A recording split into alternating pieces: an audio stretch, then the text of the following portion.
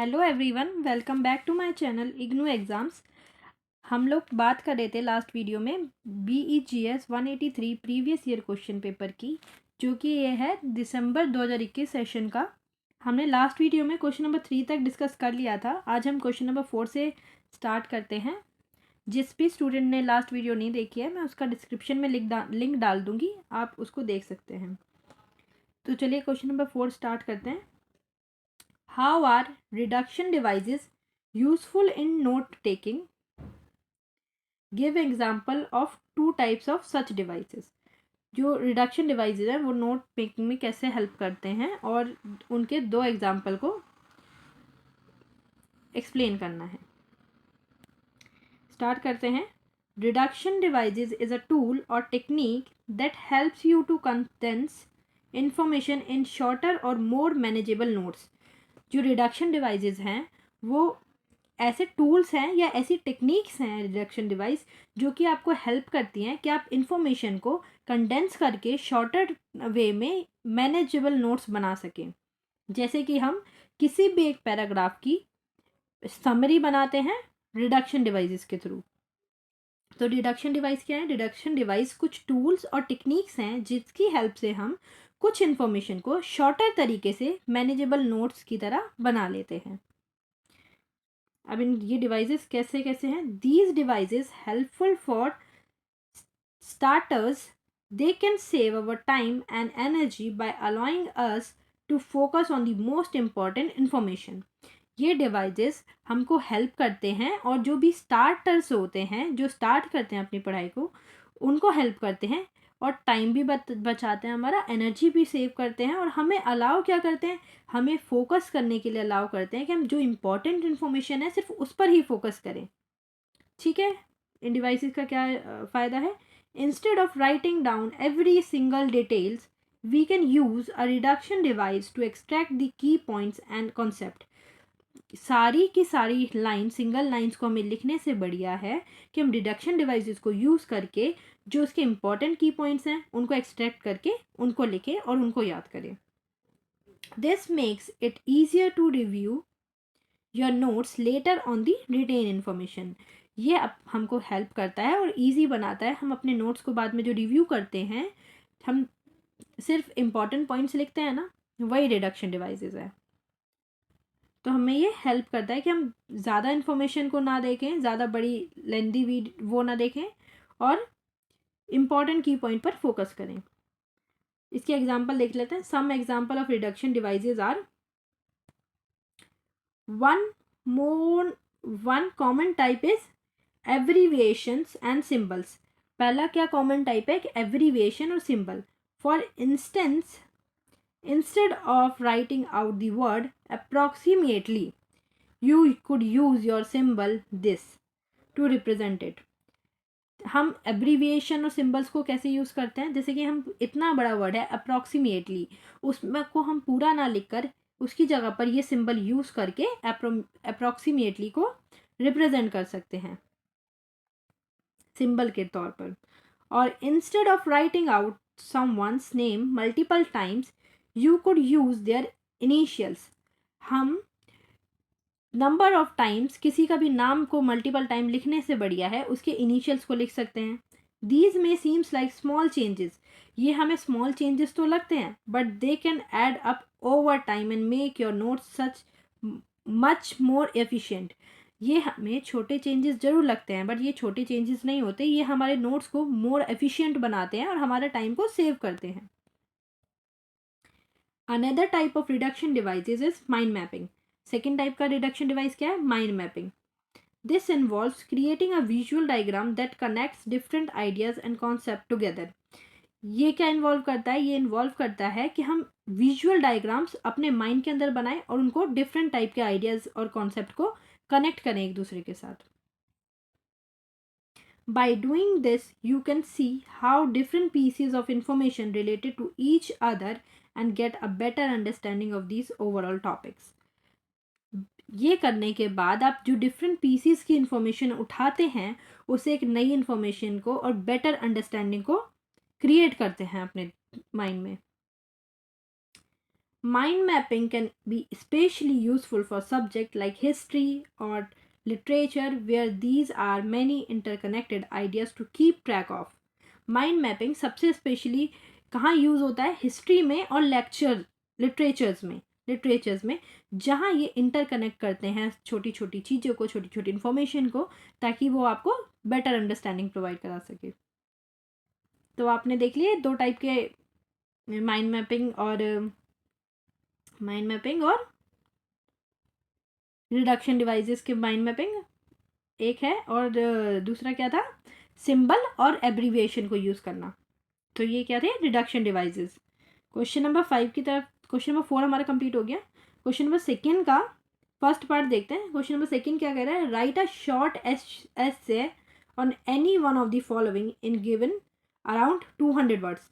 इसमें दो टॉपिक्स हमें दे रखे हैं, दो में से किसी भी एक टॉपिक पर हमें ऐसे लिखना है, जो कि आप लिख सकते हैं। ज़रूरी नहीं है कि सेम टॉपिक आए या कुछ भी है, बट मैं आपको समझा देती हूँ दोनों टॉपिक्स के ऊपर कि आप क्या क्या की पॉइंट्स लिख सकते हैं। फर्स्ट क्वेश्चन क्या है? What are the strategies you would adopt to be a critical reader? आप एक क्रिटिकल रीडर बनने के लिए कौन कौन सी स्ट्रेटजीज को अडॉप्ट कर सकते हैं, इसके ऊपर आपको एक शॉर्ट ऐसे लिखना है। स्टार्ट करते हैं। Being a critical reader mean being able to analyze and evaluate the text you are reading rather than just accepting it at a face value. Critical reader क्या है? क्रिटिकल रीडर का मतलब यही है कि आप कोई भी चीज़ ऐसे ही नहीं पढ़ रहे हैं कि बस हमने ऊपर ऊपर से पढ़ ली। आप उसको देख रहे हैं, पढ़ रहे हैं, उसको एनालाइज कर रहे हैं और समझ रहे हैं। वो एक क्रिटिकल रीडर हो गया। Being a critical reader mean being an able to analyse कर सकें, उसको इवेलुएट कर सकें टेक्स्ट को, बस ये नहीं कि हम पढ़े जा रहे हैं। So let's dive into some strategies that can help to become a critical reader. अब देख लेते हैं कि क्रिटिकल रीडर बनने के लिए कौन कौन सी स्ट्रेटजीज हैं। फर्स्ट क्या है? It's important to approach every text with an open mind. First क्या है? कोई भी टेक्स्ट हम पढ़ रहे हैं उसको अप्रोच करें, ओपन माइंड से पढ़ें। Don't let your personal babies or per, preconceptions influence your understanding of the text. जो भी पर्सनल आपके माइंड में कुछ भी चल रहे हैं, वो आपके कोई भी थॉट्स उस टेक्स्ट को इन्फ्लुएंस ना कर पाए। Try to read the text objectively and consider different perspective. उस टेक्स्ट को ऑब्जेक्टिवली रीड करो और डिफरेंट टाइप के पर्सपेक्टिव्स उसके निकालो। सेकंड क्या है? Pay attention to the author's purpose and tone. जो भी हम पढ़ रहे हैं उस पर अटेंशन देकर देखो कि ऑथर जो है वो कह क्या रहा है और उसका कहने का टोन क्या है। Ask yourself why the author wrote this text and what message they are trying to convey. खुद से सवाल करो कि ऑथर ने ये टेक्स्ट लिखा क्यों है और वो ये लिखने का उसका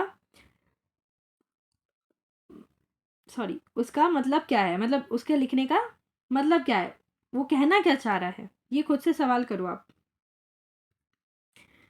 also consider the tone of the text, how it affects the overall message.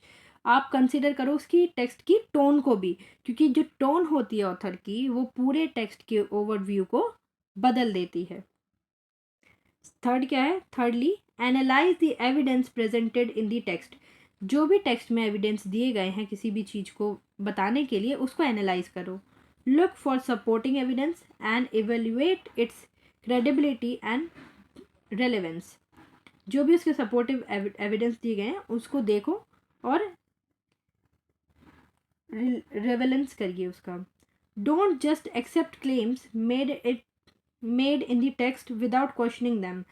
कोई भी क्लेम उसने दे दिए तो उसको डायरेक्ट एक्सेप्ट मत कर लो, खुद से पूछो इसने दिया है तो क्यों दिया है और ये कितना वर्थ इट है। Fourthly consider the context of the text. जो उसने टेक्स्ट में लिखा है उसका कॉन्टेक्स्ट क्या है उसको कंसिडर करो। Think about the historical, social and cultural context in which the text was written and how it affect the meaning. जो भी उसका टेक्स्ट लिखा गया है वो कैसे हिस्टोरिकल से या सोशल या कल्चरल से कैसे इंटरकनेक्ट है या कैसे उसको प्रभावित कर रहा है, वो खुद से पूछो। Finally, engage at critical thinking by asking question and making connection between different text और ideas। जो भी different text और ideas आपको मिले हैं उसमें interconnection बनाकर एक critical thinking की तरह, एक critical thinker की तरह सोचो उसको। Don't be afraid to challenge assumption or draw your own conclusion based on the text। जो भी उसने ऑथर ने कंक्लूजन निकाल दिया, ज़रूरी नहीं है आप वो मान लो, आप उसको पढ़कर खुद के भी कंक्लूजन निकाल सकते हो कि आप उस थ्योरी या उस टेक्स्ट के बारे में क्या समझे या क्या आपका कंक्लूजन निकला। So there you have it, some strategies for being a critical leader. ये आपके पास कुछ स्ट्रेटेजीज हैं जो कि आपको एक क्रिटिकल लीडर बनने के लिए काम आ सकती हैं। Remember to approach every text with an open mind. क्या रिमेंबर करना है आपको? कोई भी टेक्स्ट को आप अप्रोच करते हैं तो एक ओपन माइंड से अप्रोच करें, उस पर पूरा अटेंशन दें। The author's purpose and tone analyse करें, जो भी उसने एविडेंस दिए हैं, जो उसने ऑथर ने टोन यूज़ करी है वो देखें। Present in the text, text में जो भी दिया गया है, consider it's context and engage the critical thinking.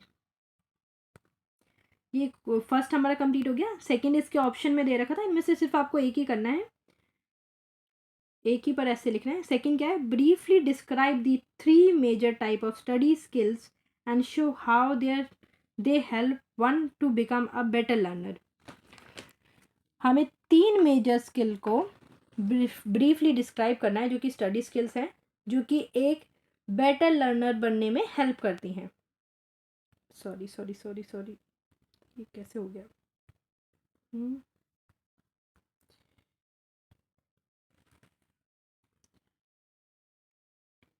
Question आपको समझ आ गया? स्टार्ट करते हैं, कैसे हेल्प कर सकते हैं। The study skills and how they can help you to become a better learner. जो स्टडी स्किल्स हैं वो आपको कैसे हेल्प कर सकती हैं एक बेटर लर्नर बनने के लिए, वो देख लेते हैं। There are 3 major type of study skills. 3 major type की स्टडी स्किल्स हैं। कौन कौन सी हैं? The first type is organizational skills. First है organizational skills. This includes things like time management, note taking and prioritize your tasks। जो organisational skills हैं उसके अंदर क्या क्या आता है? सबसे पहले आता है टाइम मैनेजमेंट या और नोट टेकिंग, और अपने टास्क को प्रायोरिटाइज करना कि हमें अपना टास्क सबसे पहले करना है और टाइम मैनेज करके करना है, उसके नोट्स बनाने हैं। By developing these skills, you can better manage your time and stay on the top of your workload। ये सारी स्किल आप डेवलप करके आप अपने टाइम को मैनेज कर सकते हैं और आपके ऊपर से कोई भी वर्कलोड नहीं रहेगा। This will help you to avoid cramming for exam और rushing to complete assessment at the last stage. ये आपको क्या हेल्प करेगा? ये आपको हेल्प करेगा कि लास्ट टाइम पर आप किसी भी असाइनमेंट बनाने के लिए दौड़ रहे हैं या मेहनत कर रहे हैं, आप पहले से ही अपना काम करके रखिए, टाइम मैनेज करके रखिए, तो आप बेटर लर्नर बन सकते हैं। सेकेंड क्या है? The second type is cognitive skill. Second है cognitive skills. These are the mental process that help you to learn and remember information। ये एक mental process है जो आपको help करता है कि आप याद कर सकें कुछ information को। Example देख लेते हैं। Examples of cognitive skills include critical thinking, problem solving and memory techniques। इसमें क्या क्या एग्जाम्पल हैं? क्रिटिकल थिंकिंग, सबसे पहले आप कॉग्निटिव स्किल्स में क्या देखेंगे कि आप में क्रिटिकल थिंकिंग होनी चाहिए, प्रॉब्लम सॉल्विंग स्किल्स होनी चाहिए और आपकी मेमोरी टेक्निक्स अच्छी होनी चाहिए। Bye improving the skills you can better understanding the complex concepts and retaining information for longer period. अगर आपके अंदर ये स्किल्स बढ़िया होंगी तो आप एक बेटर लर्नर बन सकते हैं।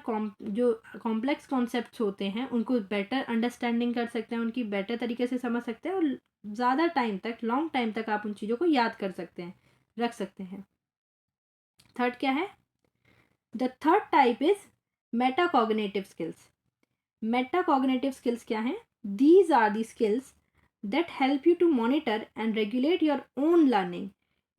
ये स्किल्स आपको मॉनिटर करने में हेल्प करती हैं और अपनी ही लर्निंग्स को रेगुलेट करने में हेल्प करती हैं। एग्जाम्पल्स क्या हैं? Examples of metacognitive skills are includes self reflection, goal setting and self evaluation. सबसे पहले क्या? Self reflection. खुद के अंदर से रिफ्लेक्शन करो उस चीज़ को कि आपसे क्या समझे और आपके गोल्स क्या हैं, आपके गोल्स की सेटिंग्स क्या हैं। और सेल्फ एवेल्यूशन, आपने उससे क्या इवॉल्व किया, क्या निकाला उसका contest. By developing these skills you can become more aware for your own learning process and make adjustment to improve your performance. ये स्किल्स को आप जब डेवलप कर लोगे अपने अंदर तो आप मोर अवेयर हो जाओगे चीज़ों को लेकर, ज़्यादा अवेयर हो जाओगे, आपकी लर्निंग प्रोसेस ज़्यादा अच्छी रहेगी, आपका परफॉर्मेंस अच्छा हो जाएगा और आप एक बेटर लर्नर बन जाएंगे। So how do these studies skills help you to become a better learner? फिर ये स्टडी स्किल्स हमें बेटर लर्नर बनने में कैसे हेल्प कर रही है? Well, by developing these organisational skills you can manage your time for more efficiently and avoid procrastinations by improving cognitive skills। पहली स्किल क्या है? Organisational skill. जब ऑर्गेनाइजेशन स्किल आपके अंदर आ जाएगी तो आप अपना टाइम मैनेज करना सीख जाएंगे, एंड टाइम पर कोई भी काम नहीं करेंगे। सेकेंड स्किल क्या थी? Cognitive skills. अगर आप कॉग्निटिव स्किल सीख गए तो you can better understand the complex concepts. आप जब कॉग्निटिव स्किल सीख जाओगे तो जो कॉम्प्लेक्स कॉन्सेप्ट्स होंगे उनको आप ईजिली अंडरस्टैंड कर सकते हो, समझ सकते हो और retain information for longer times. और फिर आप उन इन्फॉर्मेशन को ज़्यादा टाइम के लिए भी याद कर सकते हो। And by developing the metacognitive skills, और आप जब मेटाकॉग्निटिव स्किल्स को डेवलप कर लोगे अपने अंदर, you can become more aware. फिर आप ज़्यादा अवेयर बन जाओगे कोई भी चीज़ों को, own learning process and make adjustment for improve your performance. फिर आप अपने ही जो लर्निंग प्रोसेस है उसमें कुछ एडजस्टमेंट करके अपनी परफॉर्मेंस को और इम्प्रूव करोगे। तो ये थी हमारे पास overall developing study skills is essential for becoming a better learner. जब आप ये डेवलपिंग कर लोगे स्टडी स्किल्स को तो ये आपको क्या हेल्प करेगी? एक बेटर लर्नर बनने के लिए हेल्प करेगी। By improving your organisational skill, cognitive skills and metacognitive skills you can achieve academic success and reach your full potential. आप अपनी एकेडमिक सक्सेस तो रीच करोगे ही और फुल पोटेंशियल के साथ करोगे। तो ये हमारा क्वेश्चन नंबर 4 कंप्लीट हो गया। क्वेश्चन नंबर 3 है हमारे पास। करना चाहिए क्वेश्चन 3 या फिर नेक्स्ट वीडियो में करते हैं? चलो नेक्स्ट में कर लेंगे, फिर बहुत लेंथी हो जाएगा, आप बोर हो जाएंगे। तो चलिए नेक्स्ट वीडियो में मिलते हैं। Thank you.